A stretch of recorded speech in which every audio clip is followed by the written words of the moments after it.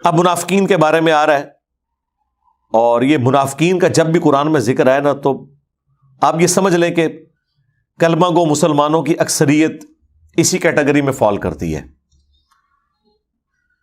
اور آپ کو یہ منافقت نظر آ رہی ہوگی۔ لہذا جتنی منافقین کے بارے میں نٹوریس باتیں قرآن میں ذکر ہوئی ہیں وہ آپ کو من و ان ان میں نظر بھی آئیں گی۔ یعنی ایک آج کا مسلمان کہتا ہے نا جی میرے لیے قرآن میں کیا ہدایت ہے، تیرے لیے وہ تو ہے جو یا ایھا الذین آمنوا ہے، وہ تو ہے ہی ہے، وہ تو ڈیٹم لیول ہے، لیکن اصل میں تو یا ایھا الذین آمنوا تو نہیں ہے۔ اس کی وجہ یہ ہے کہ وہ تو نبی الاسلام کے مبارک زمانے میں جب اعرابی لوگوں نے، بادیہ نشین لوگوں نے کہا کہ ہم ایمان لے کے آئے، تو قرآن میں اللہ تعالیٰ نے سورہ الحجرات میں فرمایا کہ تم ایمان نہیں لے کے آئے بلکہ کہو قولوا اسلمنا، تم اسلام لے کے آئے ہو، ایمان تو ابھی تمہارے دلوں میں داخل ہی نہیں ہوا۔ سرکار حضور کی موجودگی میں جو کلمہ پڑھے اس کو تو اللہ تعالیٰ فرمایا کہ ابھی تم صرف کلمہ گو مسلمان ہو، ایمان اندر داخل نہیں ہوا، صرف اسلام لے کے آئے ہو۔ تو آج کا مسلمان کی لیول کا ہوگا جو ہر کام ہی الٹ کر رہا ہے اور زمانہ بھی اتنا دور ہے، الا یہ کہ وہ اپنی اصلاح کر لے۔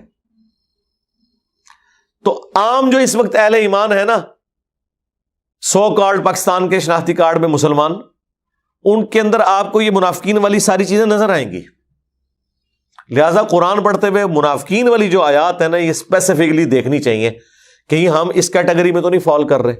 صحابہ کرام تو بڑا ڈرتے تھے منافقین والے معاملات میں، کیونکہ منافق بھی تو مسلمان ہوتا ہے نا، قانوناً تو مسلمان ہے، مر جائے گا تو اس کا جنازہ بھی پڑھیں گے، اسے دفنائیں گے بھی۔ حضور نے بھی آگے ذکر آ رہا ہے کہ عبداللہ ابن ابی کو خود جنازہ پڑھ کے اپنا کرتا مبارک اس کے کفن کے طور پہ دیا، قبر میں خود اتارا، اپنا لعاب دان اس کے منہ میں ڈالا، قبر پہ کھڑے ہو کے اس کے لیے دعا کی، جنازہ خود پڑھایا، اور اللہ تعالیٰ فرمایا کہ آندہ کے بعد نہ تم نے جنازہ پڑھنا ہے نہ کسی کی قبر پہ کھڑا ہونا ہے۔ حالانکہ ہے وہ کلمہ کو مسلمان تھے، اس لیے کہ وہ اندر سے دشمن تھے۔ آج چونکہ وحی کا سلسلہ ختم ہے، لہٰذا ہم کسی کو اعتقادی منافق تو کہہ ہی نہیں سکتے، کسی بھی مکتب فکر کے کسی بندے کو، بڑے سے بڑے فراڈیے کو جو اللہ رسول آخرت کا، ختم نبوت کا ماننے والا ہے، ہم منافق نہیں بول سکتے۔ ہاں ہم یہ کہہ سکتے ہیں کہ تیرے اندر خصلتیں منافقین والی پائی جاتی ہیں، یا عملاً تو نفاق کا شکار ہو چکا ہے۔ عملاً، اعتقاداً تو وہی سے پتہ چلے گا نا کہ یہ اندر سے کافر ہے یا مسلمان ہے، لیکن عملاً جو بخاری مسلم حدیث ہے، منافق کی 4 نشانیاں۔ نمبر 1، بات کرے گا تو جھوٹ بولے گا۔ نمبر 2، وعدہ کرے گا تو توڑ دے گا۔ نمبر 3، امانت رکھی جائے گی خیانت کرے گا۔ اور نمبر 4، جب کبھی جھگڑا ہوگا تو گالیاں دینا شروع کر دے گا، لو ہاں پاکستانی قوم وچ کیڑا جے مومن۔ آپ نے فرمایا چاروں جس میں پائی جاتی ہو پکا منافق ہے، اور ایک بھی پائی جاتی ہو تو منافقت کی شاخ کے اوپر تو ہے۔ تو یہ تو اوورآل امت کا ایک سمجھ لیں ایک طور امتیاز بن چکا ہے انورٹڈ کاماز میں، کہ بات کرتے ہیں اور یقین نہیں ہے کہ وہ پوری کریں گے۔ کہتے ہیں میں تو کیا سی نا، وعدہ تو نہیں سی کیتا بھائی، وعدے کے لیے ضروری ہوتا کہ میں وعدہ کرتا ہوں، آپ نے کمٹمنٹ کر دی، آپ پابند ہیں، الا یہ کہ بہت بڑی کوئی آپ پہ آفت ٹوٹ گئی تو آپ معذرت کر لیں، ادروائز جب زبان دے دی بس دے دی۔ تو اب وہ منافقین کی جو نٹوریس چیزیں وہ آ رہی ہیں، المنافقون والمنافقات بعضهم من بعض، منافق مرد اور منافق عورتیں بعض میں سے۔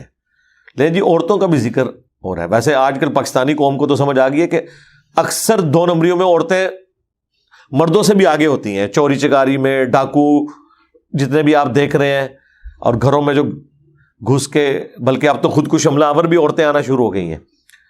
منافق مرد اور منافق عورتیں بعض میں سے ہیں۔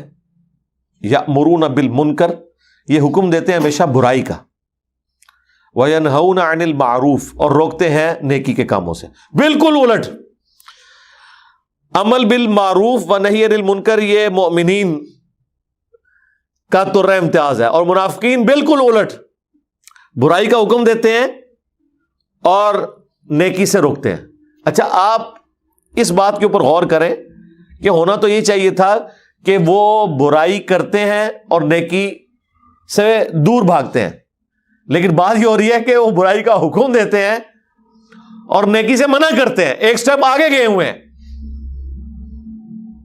اس لیے جو منافقین ہے نا وہ کافروں سے زیادہ خطرناک ہے۔ کافر اگر خطرناک ہیں تو یہ خطرناک ہے.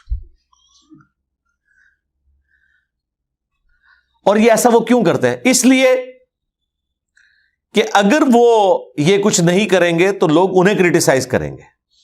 جتنے کنجوس لوگ ہیں نا مال جوڑنے والے، آپ دیکھیں گے وہ صرف خود کنجوس نہیں ہوں گے، وہ لوگوں کو بھی متیں دیں گے کنجوس ہونے کی. یہ تو میں نے اپنی زندگی میں دیکھا ہے. یعنی تم اللہ کی راہ میں نہیں خرچ کر پا رہے اور جوڑ جوڑ کے رکھا ہوا ہے، تم لوگوں کو یوں کہتے ہو جی بھائی برے ٹائم سے سنبھال کے رکھنی چاہیے. ٹھیک ہے سنبھالو جناب، کتنا سنبھالنا ہے برے ٹائم واسطے، ٹھیک ہے.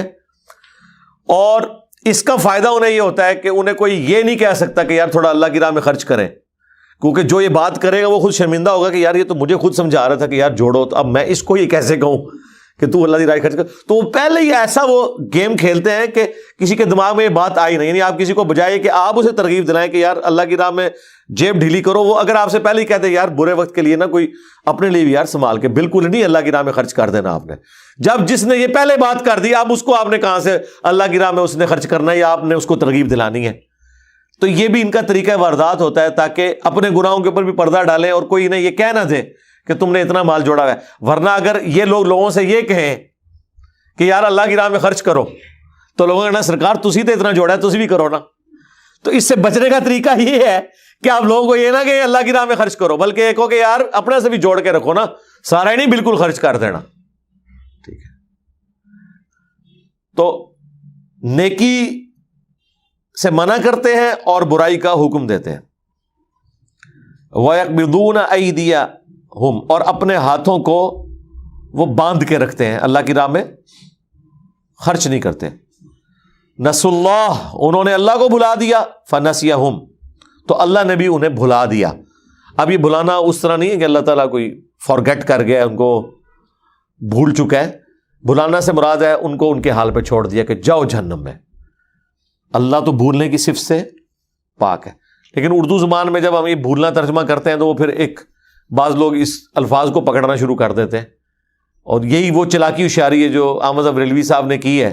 انہوں نے اس طرح کے جتنے الفاظ تھے نا اس میں الٹرنیٹو ورڈ انہوں نے چنے، اور چنے چلو اگر صرف قرآن و سنت کی محبت میں چنے ہوتے تو ہم مانتے، پھر انہوں نے ٹارگٹ کیا ہے دوسروں کو جن سے وہ الفاظ کے چناؤ میں مسئلہ ہوا نا، ان پہ گستاخی کا فتویٰ لگا دیا. مطلب لفظی ترجمہ تو یہی ہے اس کا کہ انہوں نے اللہ کو بھلا دیا اور اللہ نے ان کو بھلا دیا. لفظی تو وہی لفظ ہے بھلانا. تو اگر اتنی کو گستاخی ہو رہی ہوتی تو عربی زبان میں بھی ہو جاتی. یہاں مہجور کا لفظ آ جاتا جو انہوں نے اردو میں ترجمہ کر دیا کہ اللہ نے بھی ان کو ان کے حال پہ چھوڑ دیا. تو چھوڑنے کے لیے بھی تو عربی میں مہجور کا لفظ موجود تھا. جب اللہ تعالیٰ نے اسی طریقے سے وہ کہتے ہیں نا وَمَكَرُوا وَمَكَرَ اللَّهُ وَاللَّهُ خَيْرُ الْمَاكِرِينَ، انہوں نے بھی مکر کیا اور اللہ نے بھی مکر فرمایا، اور اللہ سب سے بہتر مکر فرمانے والا ہے. اب عربی میں مکر کا لفظ تھا، اس کو اردو میں ٹرانسلیٹ کیا. احمد ابریلوی صاحب نے ہوشیاری دکھائی، انہوں نے نا مکر کا لفظ کا ترجمہ دو مختلف انداز میں کر دیا کہ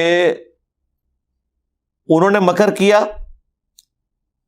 اور اس مکر کرنے کو بھی انہوں نے کہا کہ یہ بھی اللہ کے ساتھ تو مکر کر ہی نہیں سکتا. انہوں نے کہا انہوں نے بھی مکر کرنا چاہا، اے وچ کولوں وچ تون دیتا. ٹھیک ہے. اور اللہ تعالیٰ نے بھی خفیہ تدبیر فرمائی. مکر کے لیے کیا لفظ یوز کیا؟ خفیہ تدبیر. اگر یہ صرف احترام کے لیے کیا ہوتا تو بالکل ٹھیک تھی، لیکن انہوں نے اتنی بڑی گیم کھیلی کہ یہاں خفیہ تدبیر جب کیا نا، انہوں نے کہا میں تک نہ جنہیں مکر ترجمہ کیتا میں کہا دیکھو اے اللہ نو مکار کہندے جے، واللہ خیر الماکرین، اللہ سب سے بڑھ کر بہتر خفیہ تدبیر فرمانے والا ہے. باقی لوگوں نے سیدھے سیدھا ترجمہ کیا کہ اللہ تعالیٰ کا مکر سب سے بہتر ہوتا ہے. انہوں نے کہا دیکھو یہ اللہ نو مکار کہتا ہے، اور یہ بھول گئی قرآن میں بھی یہ لفظ استعمال ہوا ہے. تدبیر بھی تو عربی کا لفظ ہے، اللہ تعالیٰ یوز کر سکتا تھا. یہ چلاکی ہوشیاری کرتے ہیں اور اسی کے اوپر یہ الفاظ کی گیم کے اوپر جناب یہ رول کر رہے ہیں، اسی کے اندر ہی چل رہے ہیں. اور قرآن کیا اس لیے نازل ہوا تھا کہ ہم یہ جھگڑیں کہ اللہ کے لیے اس وقت خفیہ تدبیر کا لفظ استعمال کرنا ہے یا مکر کا لفظ استعمال کرنا ہے جو اللہ نے خود کیا ہوا ہے، اور مسلمان جب یوز کر رہا ہے وہ اس کو نٹوریس معنوں میں بھی نہیں کر رہا، یا اس تھیم کو فالو کرنا تھیم اتنے ہی رہ گئی. کہتے جی بسم اللہ کا ترجمہ ہی نہیں آتا، سب نے ترجمہ کیا شروع کرتا ہوں اللہ کے نام سے، شروع اللہ کے نام سے، یہ تو اللہ کے نام سے شروع ہی نہیں کیا انہوں نے تو شروع سے شروع کیا، یہ ترجمہ ہونا چاہیے اللہ کے نام سے شروع، بسم اللہ کا ترجمہ۔ اور یہ وہ چیزیں ہیں جو آپ زبانی نہ سمجھیں، یہ کتابیں لکھی ہیں باقاعدہ انہوں نے قرآن کے غلط ترجموں کی نشاندہی۔ اس کا مقصد قطعاً یہ نہیں ہے کہ وہ ترجمے چھوڑ کے مارا پڑھو، اس کا مقصد یہ ہے قرآن پڑھنا ہی نہیں تم نے۔ جب آپ کہیں گے ساروں نے غلط کیے ہوئے ہیں تو لوگ کہیں گے یار پھر ٹھیک ہے، جتنا مولوی صاحب بیان کرتے ہیں پورا پورا دین بیان کرو، ٹھیک ہے۔ اور یہ ہوشیاری چلاکی ان کی کامیاب ہو گئی ہے، الفاظ پکڑنے والی۔ تو مجھے ایک ضمناً چونکہ اس کے اوپر ذہن میں آ گئی بات، میں نے اس لیے عرض کر دی، کوئی اگر اس طرح کر بھی دے تو کوئی اس میں شریف فتویٰ نہیں ہے کہ انہوں نے اللہ کو بھلا دیا تو اللہ نے بھی انہیں بھلا دیا، مراد یہ کہ ان کے حال پہ انہیں چھوڑ دیا۔ ان المنافقین هم الفاسقون، بے شک منافقین ہی ہیں جو کہ نافرمان ہیں۔ وعد اللہ المنافقین والمنافقات، اللہ تعالیٰ نے وعدہ کر رکھا ہے، یہ تو ہو کے رہے گا منافقین کے لیے، مرد ہوں چاہے منافق عورتیں ہوں، والکفار اور کافر بھی، نار جہنم خالدین فیہا، دوزخ کی آگ کا اللہ نے ان کے لیے وعدہ کر رکھا ہے جس میں رہیں گے ہمیشہ ہمیش، ہی حسبہم، یہی ان کے لیے کافی ہوگا، ٹھیک ہے۔ اہل ایمان کے لیے تو حسبنا اللہ و نعم الوکیل ہے، اور منافقین اور کافروں کے لیے جہنم کی آگ ہی ان کی مداوا کرنے کے لیے، یعنی اگر ان کے غموں پہ کسی نے رونا ہے تو وہ جہنم کی آگ ہی ہے، اسی کے ساتھ رونا دھونا کریں گے، اسی کو اپنا غم سنائیں گے، اللہ تعالیٰ ان کو ان کے حال پہ چھوڑ دے گا۔ بس اب آگ کے آگے ہی رونا رو، جس آگ میں جل رہے ہو نا اسی کے سامنے اپنی تکلیف کا اظہار کرو، اللہ نے تمہاری بات نہیں سننی۔ وَلَعَنَهُمُ اللَّهُ، اور اللہ کی لعنت یعنی اللہ کی رحمت سے دور۔ وَلَهُمْ عَذَابٌ مُقِيمٌ، اور ان کے لیے دائمی عذاب ہے، قائم رہنے والا عذاب ہے۔ اللہم لا تجعلنا منہم۔